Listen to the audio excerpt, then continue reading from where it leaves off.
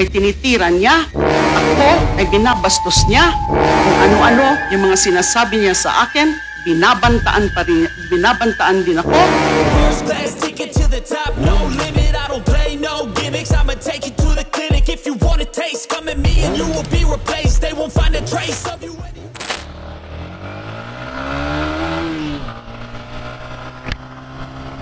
Good day, another vlog na naman tayo, no? So, pahinga muna tayo kay Rapi Tulfo dahil, wala, sabaw na sabaw talaga si Rapi Tulfo. Nako. So, ito, sa mga nag-YouTube dyan, ano, alam naman natin, no, patok na patok tong sa Quadcom. Itong, sinalang na si former President Rodrigo Roa Duterte sa Quadcom, also known as Tuadcom or also known as Huadcom. Maraming maraming ibig sabihin yan, ano, lalo na sa mga DDS dyan, ano. So yun, sinalang na si Rapi Tulfo naman, si former president, ano. And surprisingly itinabi kay Leila de Lima, no. So ito, ngayon ko lang nalaman, no, kung bakit gigil na gigil si President Duterte, former President Duterte kay Leila de Lima, no. So yan, panoorin natin. Mr. Chair, may I be recognized? Yes, former Senator de Lima. What is this about? May certain points po na mga binanggit ngayon sa As long questioning as ni this is germane Congresswoman. to the discussion. Yes, please. You have 2 They are minutes. so relevant. Dun sa questioning po ni Honorable Congresswoman Luistro and Honorable Congressman Gutierrez. I think there were about 3 points and then another point. I'll try to be very brief. Okay. Kanina po, tinanong po siya ni Congressman Gutierrez, sino yung 7 na yon ng kanyang personal na death squad. Bigla ko pong naalala na si Mr. Edgar Matubato, sinabi niya po yung tungkol sa Lambada Boys because Edgar Matubato was a member of that Lambada Boys, the civilian component of the DDS. At tamang-tama, meron din po siyang binanggit na 6 na pangalan. So hindi ko po alam kung kilala po ito ng dating Pangulo, ng dating Mayor. Ang mga pangalan po, nung 6 pa, which makes it a total of 7, nakasama si Edgar Matubato, are the following: Ludi Pagidupon, Tony Estaco, Jojo Bosa, Romel Capitana, Insectan, and Boboy Maldito. A total of 7 names. So I'm wondering now, curious po ako, yun hubat kaya maaari sila yung 7 miyembro ng personal death squad. Now, paulit-ulit na sinasabi ng ating resource person na dating mayor at dating pangulo sa Senado at dito na naman, ilang oras na ho yung hearing, paulit-ulit niya, I take full and complete legal and moral responsibility. Sa tingin po kaya ng dating Pangulo at dating Mayor, kapag sinasabi niyan, ang ibig ba ho niyang sabihin o kaya ang kanyang paniniwala ay maaabsuelto na yung lahat na sumunod sa kanyang mga illegal orders of kill, kill, kill? Nagkakamali rin po yung mga pulis kung yan din po ang iniisip nila dahil inaako na nung pinaka-mastermind yung principal by inducement na siya lang ang merong responsibilidad. Mali pong pag-iisip yun. No matter how many times, 1,000 times, nasasabihin niya ng dating Pangulo at dating Mayor na siya lang ang may responsibility, hindi pa rin pwedeng makalusot at maabsuelto yung mga gumawa, sumunod sa kanyang kill orders. Now, number 3 point, because I'm just going to raise at this point 4 points. Yung kanina po, yung tungkol dun sa personal guilt That was in the course of the questioning of the Honorable Gutierrez. So paulit-ulit din pong sinabi ng dating mayor, ng dating Pangulo, na yung pumatay mismo, yun ang may personal guilt. Totoo. Yung gunman, yung hitman, yung assassin, siya mismo ang pumatay. Siyempre, personal guilt na yan. Pero wag nating kalimutan yung sinabi po kanina ni Honorable Congresswoman Luistro. If there is such a thing or a principle ng personal guilt, meron din yung principle of conspiracy or theory. Yung dating Pangulo, dating Mayor, siya ang malinaw na principal by inducement because he ordered, he solicited, he induced yung mga pagpatay. So he is definitely principal by inducement. But sinunod ka nagkaroon ng mga principals by direct participation. And in this whole scenario, there is a clear conspiracy. And when it comes to conspiracy, the act of one is the act of all. Yung ginawa ng isa, yung gunman, ay ginawa din yung nag-udyok sa kanya, yung principal by inducement. Last point I want to say at this point. Kanina po, napansin nyo,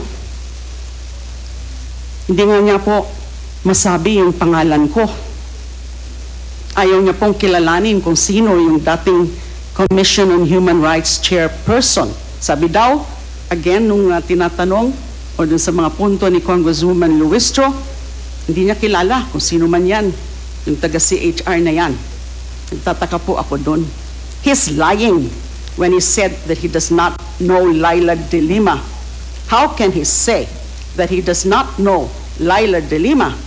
Unang-una, nung DDS, yung hearing po namin, yung CHR inquiry sa Davao on the DDS killings, siya po, as then mayor, ang pinakauna na tinawag namin as resource person. Di ho ba? Pangalawa, naku, kayo, narinig niyo ho yun. Napakaraming mga okasyon, mga public pronouncements niya na ako ay tinitira niya, ako ay binabastos niya, kung ano-ano yung mga sinasabi niya sa akin, binabantaan din ako. You will rot in jail, Laila de Lima. And isa pang naaalala ko, nakita niyo rin po siguro yun, noon pong first SONA, di ba? Linapitan niya ako, kinamayan pa niya ako. So hindi niya ako kilala. Alam mo yan, for example, ni former ES Salvador Medialdea, na kilalang kilala ako ng dating mayor at ng dating Pangulo. So he is lying. Maraming salamat po. Thank you, Senator. Iba na kasi ang hirdo niya kasi hindi mo kilala. Mr. President, may I remind you that please refrain from talking unless you are recognized by the Yes, I chair. was just making a statement. Yeah, Hindi ko na nakilala, iba ng hirdo niya eh. I'm just reminding the Pati yung kulay ng resource buhok. person. So, the next to interpolate is Congressman Ernix Junicio. You have 10 minutes. So napansin nyo yung demeanor, yung asta, yung galawan ni Duterte. Ang galing niya talaga mag-divert. Ewan ko, no? Pero sa akin kasi hindi appealing yung ganong ganong behavior. Especially na kino-cover kayo, naka-live kayo, buong mundo yan. Nasa internet kasi yan, no? Ano ka, abogado ka, former mayor, former congressman, former president ka, abogado ka, professional ka, di ba? And yet, ganun yung asal mo, no? Parang, napansin ko kay President Duterte, no? Yung dala siguro ang kaidara niya to, parang, ako, Bisaya ako, sa mga manan-audio, Bisaya ako, kanang kaibalo ka na naangol-angol na bitaw kanang murag naangol-angol na ba kanang nakalimot sa yang unsay kinsa siya ba parang ba kanang konting gamay nga bikil nga masuko na kanang dala sa katigulang siguro na siya angol-angol na. Anyways, no, dito natin nakita na Bakit galit na galit siya kay kay Laila de Lima? Dahil si Laila de Lima pala yung teka lang, ang laki ng truck na to ah. Si Laila de Lima pala yung nag-iimbestiga ng DDS, no, yung Davao Death Squad. Kaya pala gigil na gigil siya kay Laila de Lima. Kaya naging presidente siya, talagang tinarabaho talaga na makulong si Laila de Lima, di ba? Pero napansin ko lang din ito rin for the sake of fairness, no. Napansin ko lang si Duterte, si former president, no, pinapapatay niya yung mga kriminal sa Davao, yung mga maliliit na tao, yung mga unknown na tao na hindi kilala. Pero pagdating sa mga national figures na nakakaaway niya, like for example si Duterte, no, yan, si De Lima, si Ontiveros, yan, mga nila yan mga nemesis nila yan mga kaaway nila yan hindi nila magalaw-galaw. Napansin ko lang din yung maliliit lang talaga yung tinetegi pinapatay ni, kasi aminado naman si diba, si former president na meron siyang DDS o Davao Death Squad. Talagang proudly saying na meron siya niyan, kahit nga si Bato daw yung head niyan parang gano'n. Pero siguro bibilib ako kung napapatay niya, napatahimik niya, neutralize niya yung mga national figure na kaaway niya dito sa politikang to. Siguro bibilib ako dyan. So ang tanong, pro Duterte ba ako or kakamping? Ayan, yung tanongan ito yung mga bobong tanong kasi pag ikaw botante ka, magiging objective ka, hindi ka magte-take side sa kulay, sa ganitong grupo. Natanga-tanga ka na nun, di ba, yung mga diehard na ganyan. Ako, istoryahe, lahat ng mga politiko niyan may mga may mga baho yan na tinatago. Nagiging nangyayari na lang, we choose a lesser evil na lang. Ganun na lang parang choice natin. Wala na tayong best option lesser evil na lang lagi, no? So tatanong kung pro Duterte ako, even though I'm Bisaya, no, pure Bisaya ko bay, ako Bisaya yung tako, pero di ko pabora ng nga ng batasan. Kanang maro ba, di ko ana kwansa kang good governance, diya ta magpabor kanang walay personality nga involved, di ba? Pero pagdating sa traffic rule, syempre ayan, boto nyo kay Ronald Busita for senator. So yun lang, anong take nyo dito yung mga DDS dyan, mga kakamping dyan, anong take nyo dito? Ano tong jacket na to? Administrative officer. Akala ko